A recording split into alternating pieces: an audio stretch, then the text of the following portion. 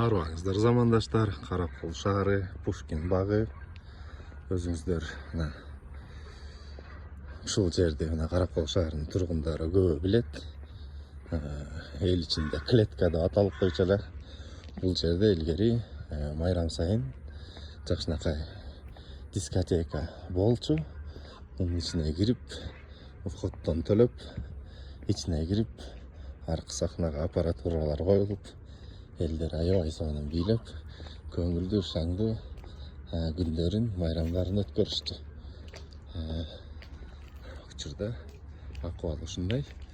Бул паркыбыз толук реконструкция болгондо мунун баары оңолуп жасалат. Анан ушул Пушкин багыбыз жөнүндө айта кетчү нерсе, Талгат Нигматуллин тартылган «Провинциальный роман» деген кино мына ушул жерде тартылган. Менин каналымда бар видеолору. Мынакей те жерде отурган жигитте скамейкада ошо Талгат Нигматуллин башкы каарман өзүнүн сүйгөн кызы менен отурган болот. Анан могул жерде маңдайда дайыр отургуч бар болчу. Бул жерде бир апа отурган момент бар. Ошо кинону эстесеңиздер болот.